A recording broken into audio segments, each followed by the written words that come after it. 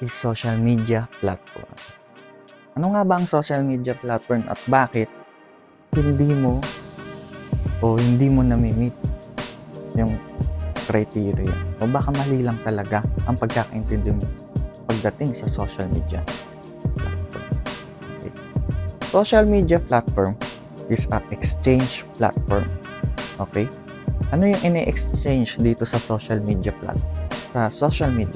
Dito sa social media platform katulad ng YouTube, Facebook, Instagram, or TikTok. Napakadaling sagot lang yan. Okay? Napakadaling explanation. Ganito mo lang dapat isipin yan. Value exchange time. Okay. Ano nga ba yung nilalaman ng post o video or ads mo?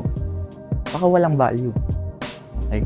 Baka walang value kang pinuprovide, kaya yung mga taong target mo sana is hindi ka pinapansin. Okay? It's a one-on-one conversation lang yan. Kung ano yung target audience mo, yun lang ang kakausapin mo. The rest will follow. As long you provide value. Okay? 911. Ano nga ba ang 911 na tinatawag na strategy?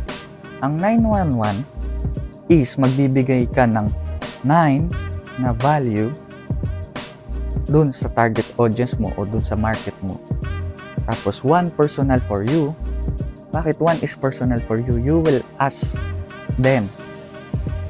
Ang tinatawag doon is CTA, call to action. You will ask your target audience to do something for you. Okay?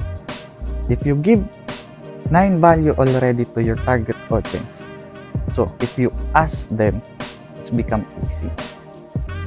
Because, kasi kung ako yung target audience mo, nagbigay ka sa akin ng 9 value, tapos humingi ka lang ng isang pabor, like mag-subscribe, for example sa YouTube, humingi ka ng pabor, like and subscribe, mas madaling ibigay yun, di ba? Kasi ako yung target audience mo at naka-gain ako sa iyo ng value. Okay, 911. 9 value na ipoprovide mo. 1 is personal. And another 1 is to be present as always. Sa laki ng social media ngayon, sa lawak ng social media ngayon, mas madali ka na lang kalimutan o yung business kung hindi ka active sa social media. Okay? Kung influencer ka at hindi ka totally active, paano mo tatawagin yung sarili mo na influencer ka kung hindi ka talaga active sa social media? So, 911 strategy. Magpo-provide ka ng value, mag-a-ask ka sa kanila pag nakapag-provide ka na ng value, and be active. So, social media is an exchange platform. It's one-on-one conversation. Okay? Napakadali lang intindihin. Kung nagets mo na at gagawin mo yung ganong strategy, is mas madali kang makaka-gain ng sabihin natin, makaka-gain ng community kung influencer ka. At mas madali kang makaka-tuon ng customer kung nasa business industry ka o nasa sales industry ka. Okay?